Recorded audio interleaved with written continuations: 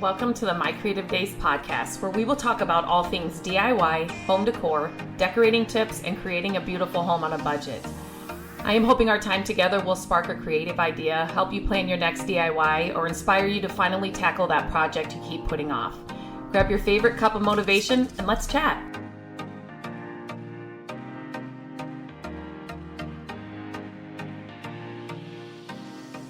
Hello and welcome back to the podcast. Today we are on episode 8 of the mini series that I am doing, where I'm kind of I'm answering your biggest questions about flipping houses, questions and topics I've been getting, on social media, on the website, as I share our houses that we have done.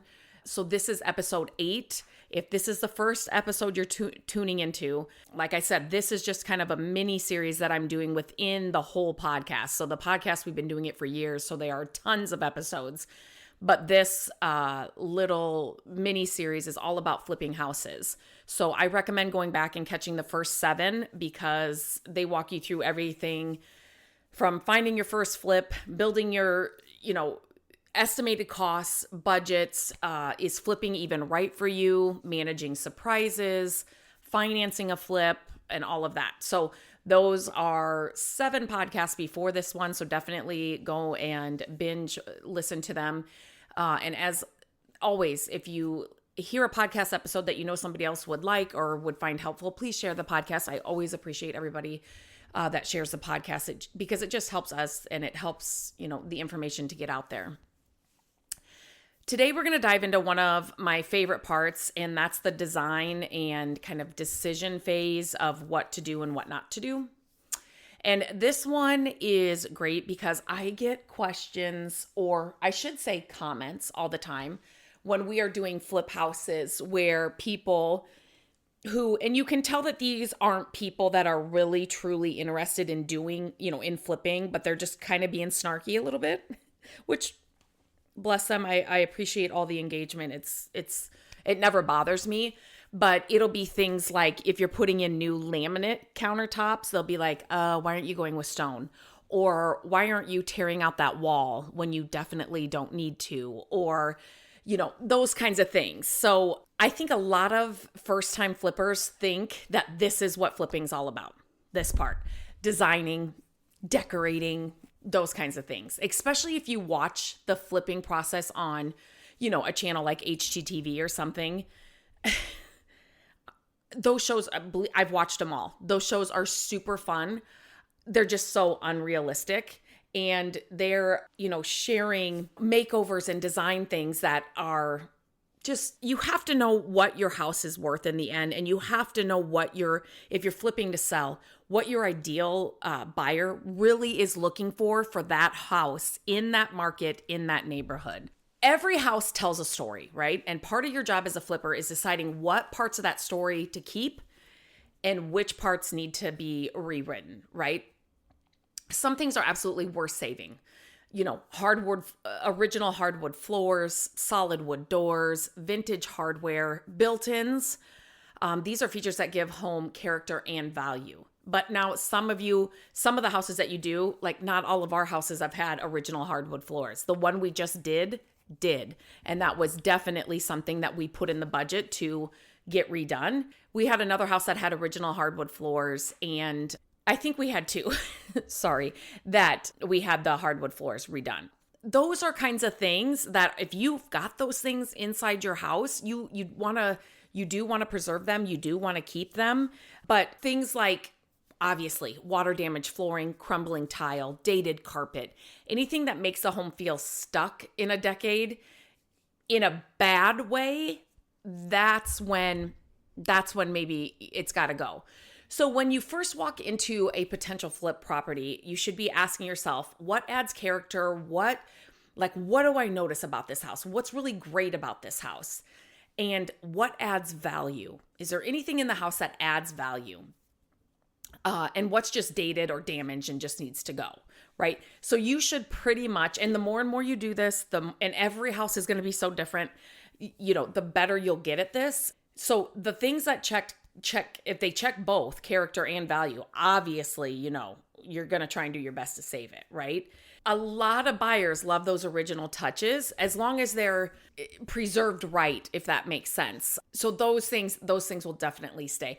There is a part where it's easy to overspend because the design part is fun. Okay, let's just be completely honest. I guess I shouldn't say that. A lot of people that get into flipping love the design aspect, right? And so that part is fun for a lot of flippers. Now, I know many flippers that have no clue about picking out a paint color, have no idea which vanity to pick out. They're just in it for the whole the profit, the money, those kinds of things. So there are flippers out there that are like that too. But if you're somebody like me, you like the design part of it, but I also love the budget part of it. So meaning I want to come in way under budget and still do an amazing design or make choices that really make the house so much better. You do have to remember when you are flipping a house, flipping to rent, flipping to sell, and those are two totally different avenues. So that's number one, you have to figure out what you're doing there. But if you're flipping to sell, you are not, remember this, you are not creating your dream home. You are creating a home that appeals to the masses of the buyers that have that price point, right? So we have talked about this in the previous episodes. You know what the final kind of price point range is of this house. And so the entire time that you're making any decisions, you have the couple or the person in mind that's in that price range going to buy this house. So now go design it for them, knowing your budget and your numbers, right? You have to know what the house is worth. And whenever I get those snarky comments, it's like I'm not that I'm snarky back, but I'm kind of like, okay, so basically, I guess you don't understand that not every house needs stone countertops and not even needs. Not every house warrants it. Like not every house should have stone countertops at all. If you are doing this smart, not every house should have stone countertops or a brand new $50,000 kitchen. It is what it is, right? Before you start designing, you have to know what that price is in that neighborhood for that kind of house, right? Because you're never going to get that money back if you overspend and do things that it doesn't warrant. So one kind of rule of thumb is to keep the big things neutral and timeless, right? Do not go with trends. Please do not go with trends. You can add personality and trendy things with affordable details that can be changed. Like if a buyer is coming through and they're like, ooh, I don't really like that, but they're not going to be like, I have to redo a whole kitchen. It's more like things like lighting, hardware, maybe it's a paint color, maybe it's a feature wall you did. Those kinds of things a potential buyer will walk through and say, I don't love that, but that's an easy fix.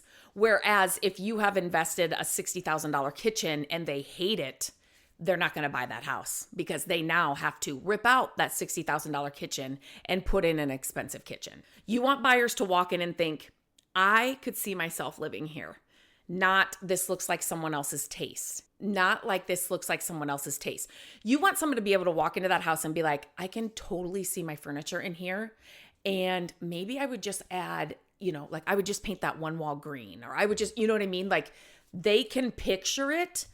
And it's not like you added a bunch of stuff, so much personality that they just can't even picture themselves living there at all. So there are budget-friendly updates that look high-end. Number one, paint is pure magic. It changes everything you put it on, okay? It can give you the biggest transformation for the least amount of money. Swap out dated light fixtures for, modern or updated ones. Head to the YouTube channel and you can see what we did in this last house that we got. It was built in 1966 and it literally hadn't been touched since 1966. Literally. Like there's no electricity to the garage. The light fixtures had so much like cobwebs and stuff on them. And so we just added like ceiling fans, things like that are kind of modern functional things make the biggest difference. So I shared videos on every little thing we did. in that house, just like I did in my past ones. Head to the YouTube channel. We will leave a link to it in the show description. It's just youtube.com/@mycreativedays, just so you can get a visual of some of this stuff as well. Replacing cabinet hardware just for a, updated look. The cabinets might be great, but maybe you just want to update the look and add some new hardware. Add trim or wall molding or board and batten to bring character affordably. We have done that before in a bathroom in one of our flips. That was years ago. That was one of our first flips. And just recently we added, and again, this is all on the YouTube channel, to the kitchen that we just did. We wanted to find a budget-friendly way to add something to the backsplash, but we did not want to do tile. And we're super excited about what we did. And we are renting this now to a young couple. So I think it's going to wear fine over time. And it was a product I really wanted to try and use. So it's just, it's being creative too. Like just to figure out what are some of your options that are budget friendly, but still look a little updated and higher end. I'm taking a quick break from the episode to share some exciting news with you. If you have ever wanted to flip furniture for extra cash, a creative outlet, or to build a business but didn't know where to start, there's never been a better time. My Furniture Flipping Academy is now just $79, which is over $200 off the original price. Inside, you'll learn how to find amazing pieces on a budget or for free, how to transform them step by step, sanding, painting, staging, all the things, how to price and sell for real profit, and even know how to work with brands to grow your flipping business in more ways than you know. And that's just the start. There is so much more waiting for you inside the Academy. We have so much packed inside the Academy. It's completely self-paced. Once you buy it, it's yours for life. There are no deadlines. There's no pressure. We do have a sneak peek inside the link in the show notes. It will give you a glimpse inside the Academy. And here's the truth. Nothing changes unless you do. You can keep waiting for the right time, or you can take this step now. At $79, the price isn't holding you back anymore. So stop hesitating. Stop making excuses. Click the link and get started today. Refinishing existing cabinets instead of replacing them, if they're good cabinets, this last one, we had to do a whole new kitchen, but most of our other projects, except for one, we were able to either salvage them, we have painted them, we have restained them. So just refinishing them is a big, it's budget friendly, and it just makes the biggest difference. Go-to finishes and upgrades that add instant value. So obviously kitchens and bathrooms, right? Those are huge. Even the smallest updates can make a big difference. Curb appeal, I cannot say this enough. This is even if you're renting or you're selling. Okay, if you're like us, you want the best renters in your houses or properties, depending on what it is. You want the people in there that care about where they live and that are really going to take care of your property. I mean, you really do. And we have had the best luck, especially with these last three. One of them, we didn't go in and do a full makeover yet, so they've been there for 7 years, but once they move out, we will have to do a makeover. But the other two that we just finished, the people that are in there, it's just unbelievable. And so curb appeal, you want people that drive up and they're like, oh my gosh, this looks so nice, because you're going to get the right people renting. If you don't pay attention to those types of things, you're not going to get the right renters in your places. I'm just going to be completely honest.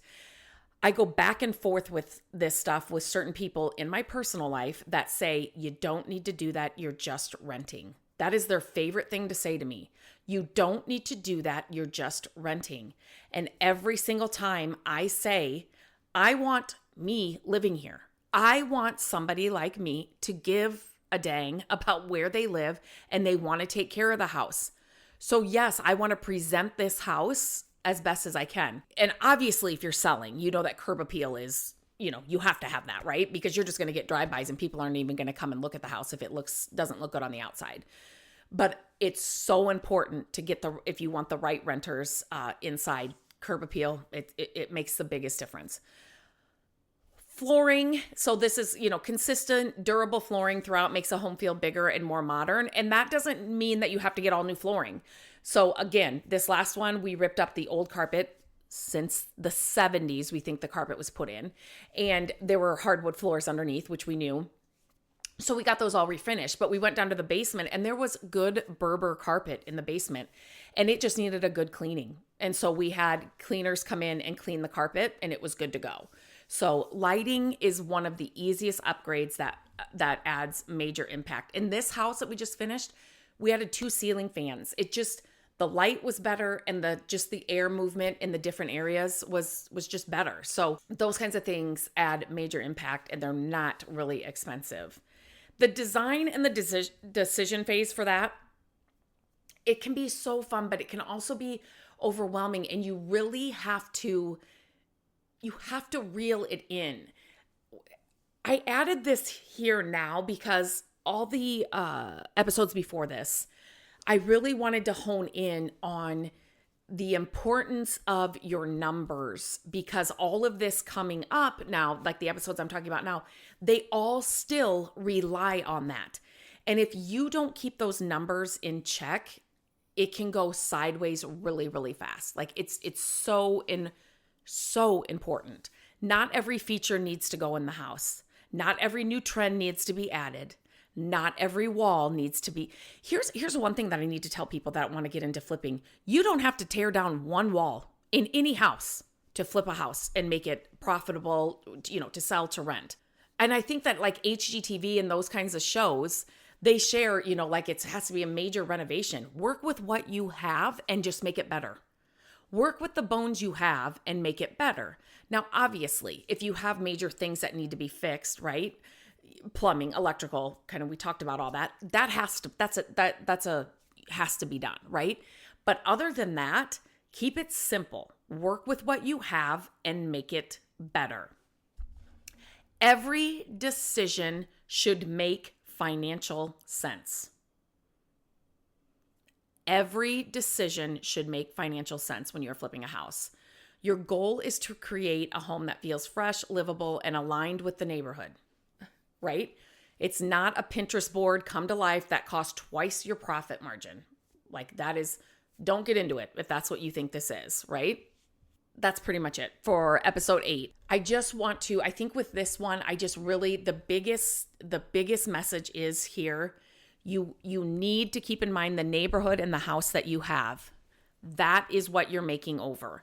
And it needs to make sense for the neighborhood and the house. And everybody that gives me a comment like, you're not taking that wall down, you're not putting on stone countertops, you're not doing whatever.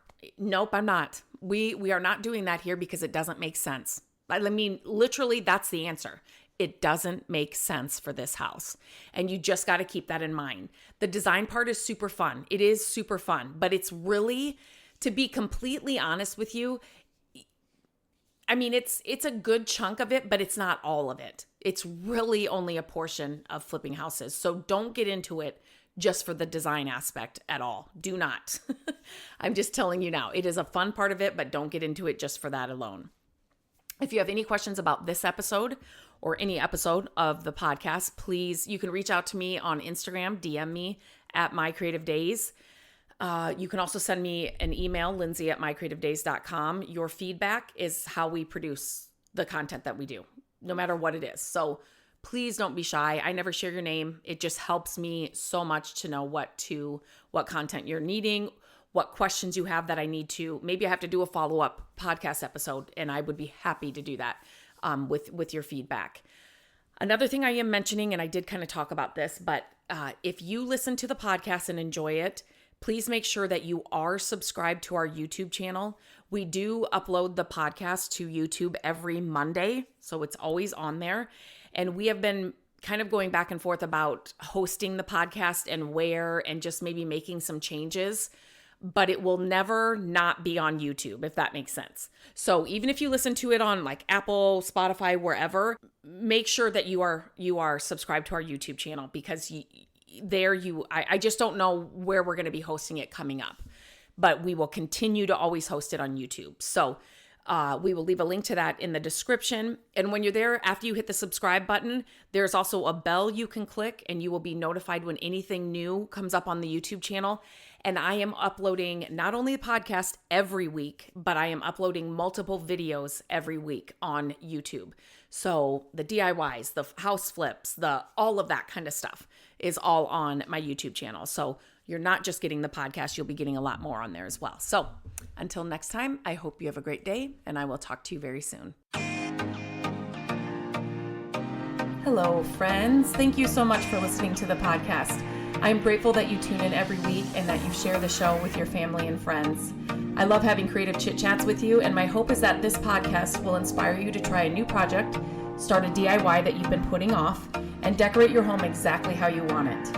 There are a few ways you can help us with the podcast. Follow the podcast so you don't miss an episode. And if you could take a few minutes to leave the podcast a review, that would help us so much. Again, thank you for being here, and I look forward to our chat next week.